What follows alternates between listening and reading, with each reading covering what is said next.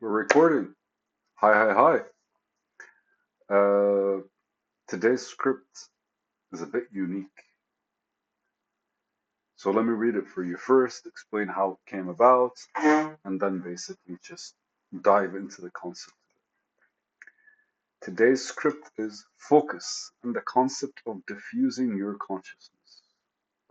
And then I put in brackets, assimilating your consciousness to fill the distance between you and your target slash work, assimilating into everything in between. So, and then I state at the end, extreme focus is an act similar to dying, then being reborn at the end of it. So here's the script. Focus on the concept of fusing your consciousness, assimilating your consciousness to fill the distance between you and your target, assimilating into everything in between. And the idea of extreme focus is the fact that you die in the process. Now, you die. So I don't know if this is touching on the concept of death. Let me explain how this came to be. So there's a manga that I read, and in this manga, there's this guy who basically, to relieve stress, he shoots basically. I forgot the name of the actual bow, but it's the Japanese bow. One second, let me find it. So it's the Japanese bow that kind of is longer at the top. It's made from bamboo, the Yumi bow.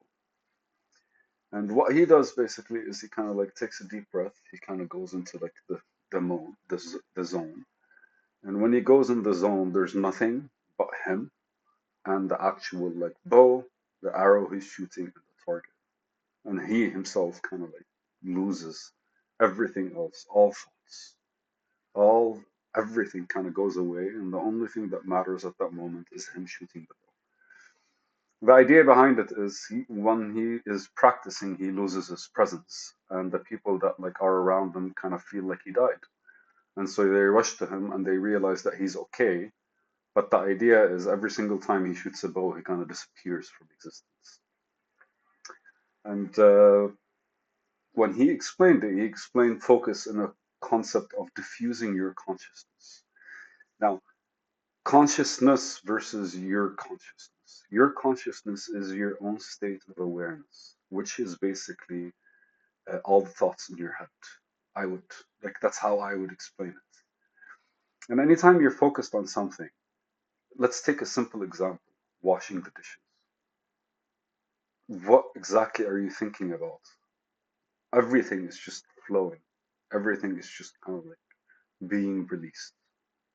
And if anything, we could follow what Descartes said, like I think, therefore I am, right? But that's a very egocentric like statement. The reason I say I'm not saying he's wrong, I'm just saying I think, therefore I am is you labeling yourself as existing because of your thoughts, which means when you're not thinking, you are not. Correct? Like when you're staring into the waves and just enjoying the waves, you're not thinking. Does that mean you are not? So that's the concept that I'm actually working with right now. But reverting back to like what actually I took from it is because assimilating your consciousness to fill the distance between you and your target, and I wrote here slash work. Because most of the time when you're working on something, regardless of what it is, that's when you find focus. You can't just randomly be focused. What exactly are you focused on? If you're focused on everything, I think that's called anxiety. But if you're doing something, then basically your attention narrows down and it kind of like starts slowly disregarding everything until one thing is in front of you. And so that's what I want to kind of like place. Because most of the time when we're trying to do something, we have these thoughts in our head that move us away from it. Distractions. There are external distractions, and then there are your mind, your mental, your internal distractions. And it's thoughts like I want to go pee, I want to go to the bathroom, I'm hungry, I want to eat. All of these, when you're into whatever it is you're doing, you don't really think about them. Like if you watch basketball players, for example, while they're playing the game, They don't think of anything except for the ball and the hoop and the team around them. They're only thinking about the game. But the minute they're done and they lose, like that tension kind of relieves is gone from them, right? Like, it's like they're playing, and then that kind of like flows away, and then the rest of the world comes back in. And so while they're playing the game, they call it a state of flow. It's just literally the loss of thought allows your body to kind of do everything on its own. And it's not doing it on its own, it's basically following your mind's instruction. But your mind is no longer considering other stuff, it's just considering one thing. Going back to what I wrote, it's diffusing your consciousness. And effectively, anytime you're focusing on something, your consciousness goes. So if we follow I think therefore I am, which means when you're focusing on something you are not. And when you are not, technically, that's when you're dead. And let's face it, anytime you're doing something and you're focused on something, by the time you finish, there is that gap where you kind of have no idea what you did, where you went, what happened. All you get is the end result of that time when you were focused. And that kind of like brings out something. And for me personally, it always feels like I'm no longer the same. And the reason I say that is because normally you are very much calculating every single, let's just, I don't want to use the term calculating, but you're aware of every single thing that kind of like is happening that's of interest to you or of intent, whether you're consciously aware or unconsciously aware. You're always kind of like marking them. It's like I did this today. Oh, this is what I wanted to do today. Oh, this is how I wanted to like spend this afternoon. All that kind of stuff are basically, I don't want to say scheduled, but they're kind of like a bullet point in your head. If I ask you what you did, you could be like, I worked on my project, for example. And if I tell you what you did in those hours, you might isolate them to, I did this here, I did this there. But everything in between is lost to what we call focus. It's the flow that kind of like takes you away from yourself. And the way this manga explains it is beautiful because it's like the closing the distance, the consciousness, your own personal consciousness that's normally like controlled by your ego. Remember that I think therefore I am part. That part basically is no longer just about you.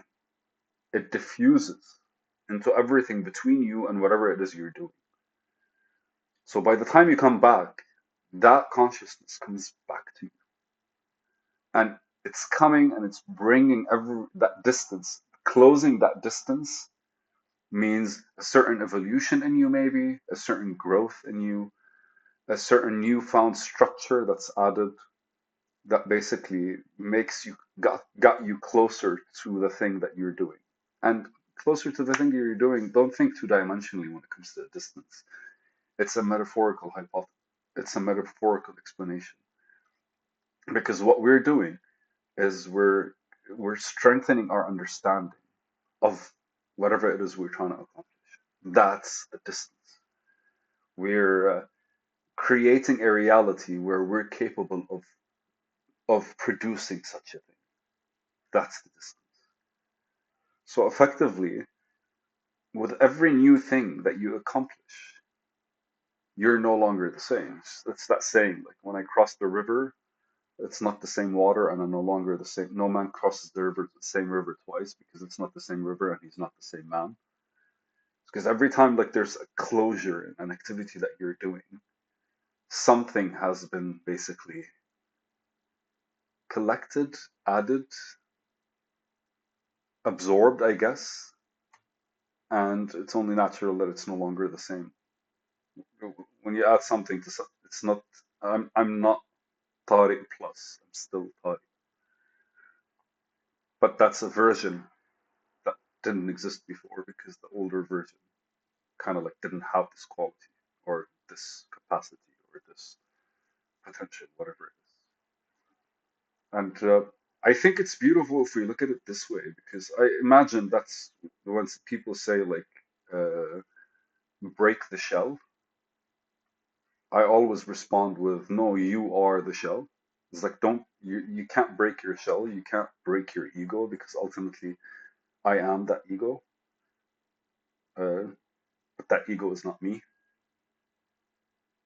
Because, like, with everything you do, you're expressing to the world with that ego.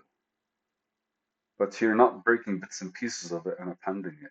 Every single change is the whole ego destructuring and restructuring into something new. And that, I think, is death. Because when I talk to family members and they're still reflecting on how I was, but I'm no longer that person. When I'm talking to old friends and I'm just they're nostalgic about what we used to do, but we are no longer those people. And I feel that is basically the conceptualization of death in our day-to-day activities in our real life. And I think that there's a value behind it. Well, granted, because my life changed when I started considering death, but the aspect of death. But the idea is with because change is the universal constant.